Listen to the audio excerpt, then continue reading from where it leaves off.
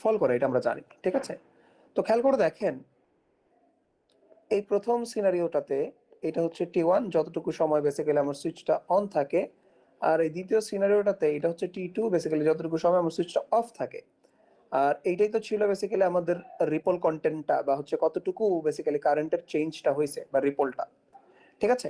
তো এখন এই সিনারিওটা এইখান থেকে এতটুকু পর্যন্ত সিনারিওতে আমি একটু জুম করে দেখাই।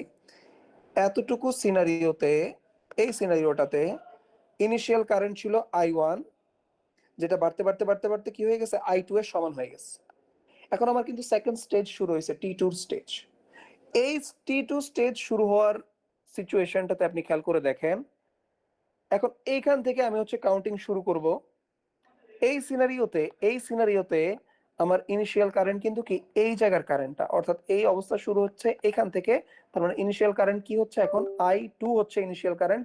তার মানে বাকিটা হচ্ছে পরবর্তীতে ডেল আই পরিমাণ ডিক্রিজ করবে। তার মানে আমি বোঝাতে যাচ্ছি, যদি আপনি I2 এর এই অবস্থাতে এখানের ইকুয়েশনটা বের করতে চান, তখন বেসিক্যালি আপনার ইনিশিয়াল কন্ডিশনের কারেন্টটা ধরে নিতে হবে এইখানে, অর্থাৎ এই কে টি টাইমে, অর্থাৎ ডিউটি সাইকেল যতক্ষণ অন থাকে ততটুকু, আর টাইম এর সিচুয়েশনে সেটা বেসিক্যালি কে এর সাথে ডিউটি সাইকেলের সাথে টাইম পিরিয়ডকে মাল্টিপ্লাই করলেই আমরা কি ওই মোমেন্টটা পেয়ে যাই, যে মোমেন্ট পর্যন্ত আমাদের সুইচটা অন ছিল।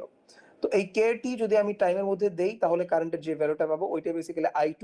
আর I2 এই সিচুয়েশনটা আমার সুইচ অফ থাকা অবস্থায় আমার ইনিশিয়াল কারেন্ট, ঠিক আছে? তো এই কাজটাই তারা এখানে করেছে। দেখেন এখানে টি এর মান যখন কে টি থেকে বেসিক্যালি 0 এর মধ্যে, এই অবস্থাটা কি আমার সুইচটা অন। তার মানে এই সিচুয়েশনে কারেন্ট এই জায়গায় বাড়তেছে। তো বাড়তে বাড়তে বাড়তে বাড়তে লাস্টের মোমেন্টটাতে, অর্থাৎ কে টি সময়ে বেসিক্যালি কারেন্টের ভ্যালু কত হয়, তার মানে আমার এই যে I1 আছে এই টি এর জায়গায় আমাকে কি দিতে হবে, কে টি ইনপুট দিতে হবে। তো এই কে টি ইনপুট দিয়ে আমরা বেসিক্যালি হচ্ছে এই যে টি এর জায়গায় কে টি ইনপুট দিয়ে বেসিক্যালি ভিএস এল কে টি ইন্টু I1 পাচ্ছি। এটা বেসিক্যালি আমার I2 এর ভ্যালু, যেটা আমার সেকেন্ড সিচুয়েশনে কি হবে, ইনিশিয়াল কারেন্ট হবে। এখন সেকেন্ড সিচুয়েশনে আমরা যখন কেভিএল অ্যাপ্লাই করি, তখন আপনি দেখতে পাচ্ছেন যে সিনারিওটা কিরকম আসতেছে, মাইনাস ভিএস প্লাস ভিএল, অর্থাৎ এই লোডের অ্যাক্রসে, এই ইন্ডাক্টরের অ্যাক্রসে, প্লাস I2, যেহেতু সেকেন্ড সিচুয়েশনে কারেন্টটা হচ্ছে I2 ধরেছি, আর এই সিচুয়েশনে কি I1, I2 ইন্টু আর এই রেজিস্টার অ্যাক্রসে ভোল্টেজ ড্রপ, এবং আমার এখানে আসতেছে ই ইজ ইকুয়াল টু কি 0। এখন এখানে একটা জিনিস খেয়াল করে দেখি, আমরা এই ভিএল আর IR2 কে এক পাশে রেখে বাকি সবগুলোকে আরেক পাশে পাঠাই দিই। এটার একটা রিজন আছে, VL plus I2R is equal to VS minus E, এটা আমরা রাখলাম। এখন এই জায়গাটাতে খেয়াল করেন, এই জায়গাটা একটু খেয়াল করেন, ভিএল এর ভ্যালুটা কত। ভিএল এর ভ্যালুটা হচ্ছে আমরা জানি সেটা হবে এল DI2 ডিভাইডেড বাই ডিটি, এটা হবে আমার ভিএল এর ভ্যালু।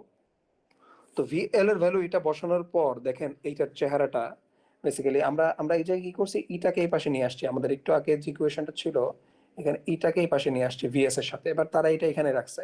বাট মোস্ট ইম্পর্টেন্টলি এখানে সিচুয়েশনটা কি, এখানে দেখেন একটা ডিফারেন্সিয়াল কোএফিশিয়েন্ট চলে আসছে এবং নর্মাল ওই প্যারামিটারটাও আছে।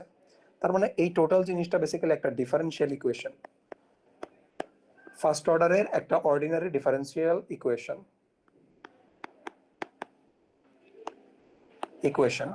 মানে ordinary differential equation order of first order. তো এই ধরনের অর্ডিনারি ফার্স্ট অর্ডারের ডিফারেন্সিয়াল ইকুয়েশন যখন আমরা সলভ করি, তখন এটার সলিউশন আসলে আপনারা জানেন, আপনারা ওডিপিটি কোর্সে পড়ছেন যে এই ধরনের ইকুয়েশন সলভ করার জন্য আমাদের ইন্টিগ্রেটিং ফ্যাক্টরের সাহায্য নিতে হয়। তো ইন্টিগ্রেটিং ফ্যাক্টর যদি আমরা নেই, তখন আমাদের সলিউশনটার শেপটা হয় A E to the power T plus B E to the power minus 2t, এরকম ফরম্যাটে আসলে চলে আসে, ঠিক আছে?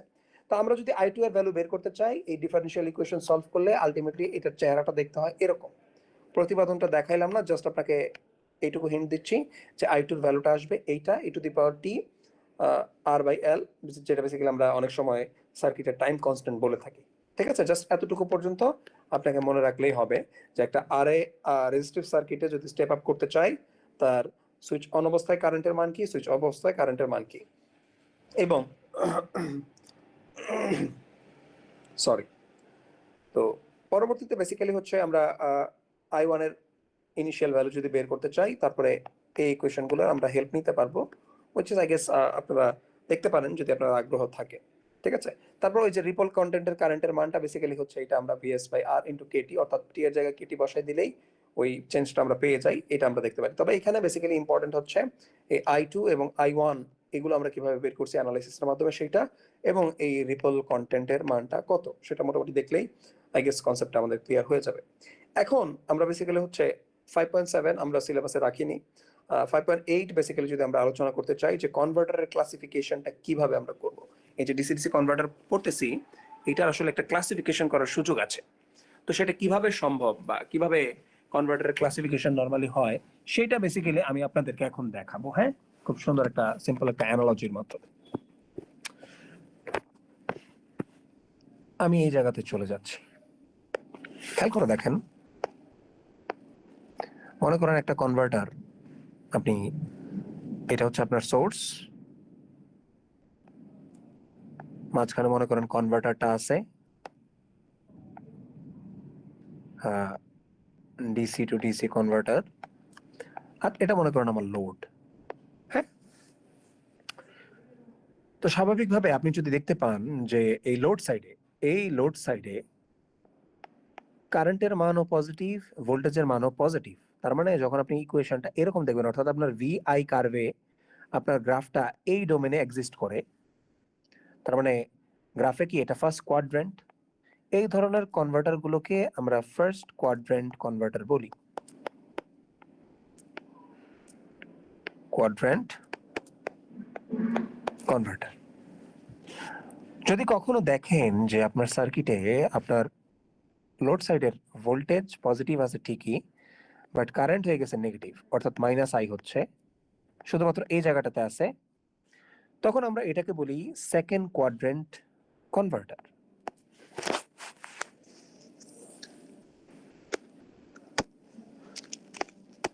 Second quadrant converter. কখনো কখনো কিছু কনভার্টার আমাদের এমন ডিজাইন করতে হয়, আমি একটা সিম্পল অ্যানালজি দিয়ে আপনাদের বুঝিয়ে দিব সবগুলো, জাস্ট আগে কনসেপ্টগুলো আলোচনা করতেছি। কখনো কখনো কিছু ইনভার্টার এমন করতে হয় যাদের ভোল্টেজ আমি রাখবো ঠিকই পজিটিভ, বাট তাকে নেগেটিভ হইতেও সুযোগ দেওয়া হবে, পজিটিভ হইতেও সুযোগ দেওয়া হবে, অর্থাৎ দুইটার যে কোনো একটা সে হইতে পারে, একটা কনভার্টার বাট দুইটাই করতে পারে সে। তখন ওই ধরনের কনভার্টার গুলোকে আমরা বলি first second quadrant converter. First second quadrant converter.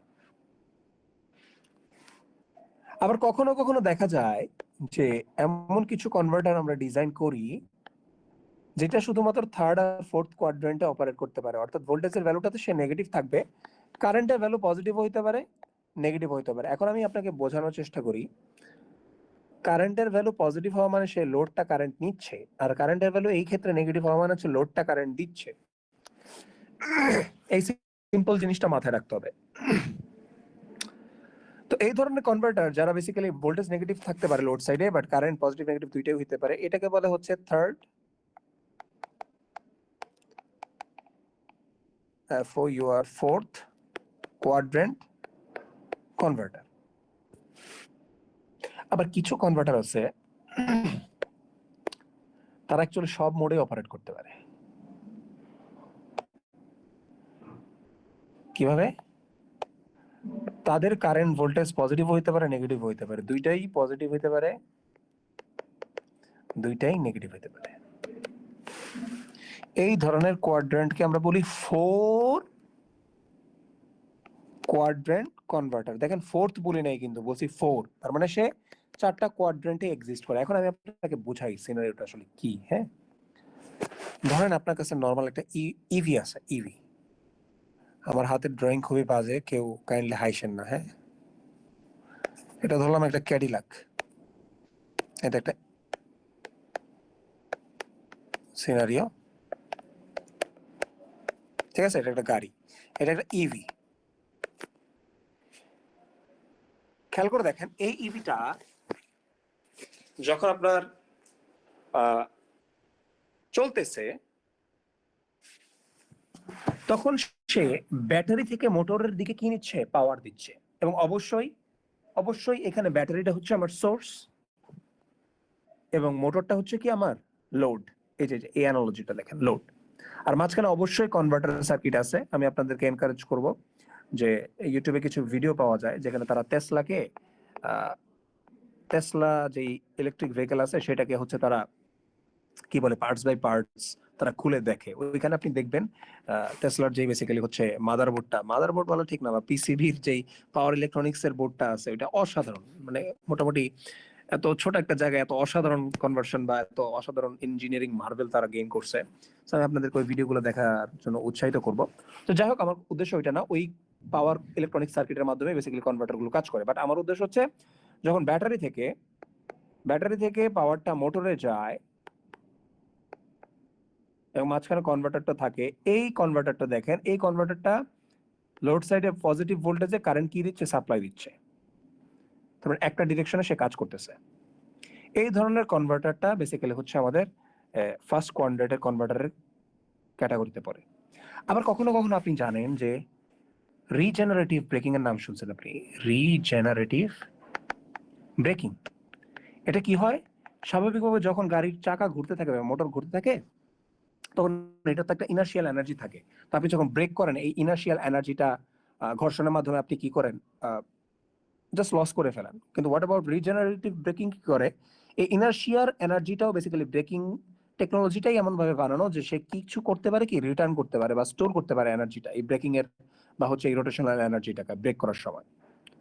তো তখন বেসিক্যালি আপনার রিকোয়ারমেন্ট কি খেয়াল করে দেখেন, যে কনভার্টারের মাধ্যমে আপনি মোটরের ওই ব্যাক ইএমএফটা বেসিক্যালি ব্যাটারিতে স্টোর করতে পারেন চার্জ হিসেবে বা হচ্ছে এনার্জি হিসেবে, তখন কিন্তু আপনি দেখবেন কনভার্টারের ভোল্টেজ পজিটিভ হইলেও লোড সাইডে আপনার কারেন্টটা কি হইতে হবে, নেগেটিভ হইতে হবে।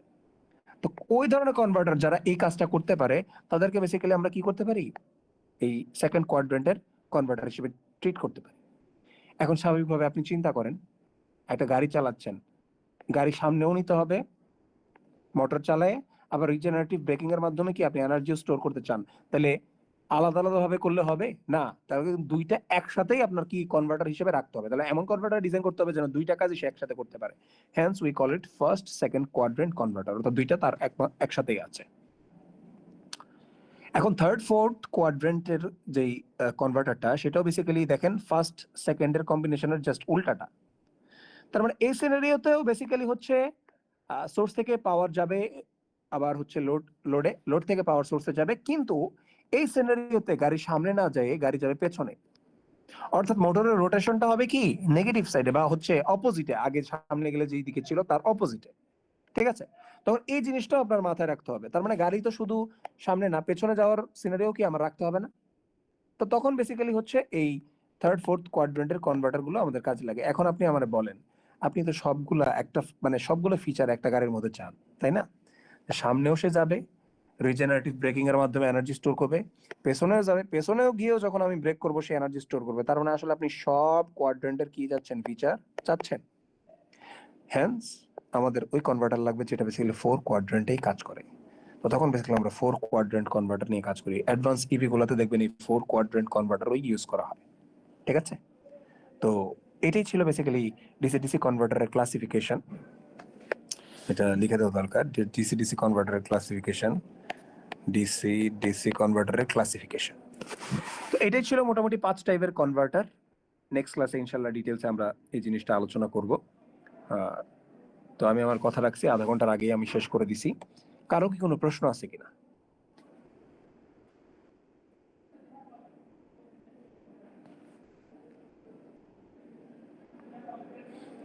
আমার সাথে কি আছেন আপনারা?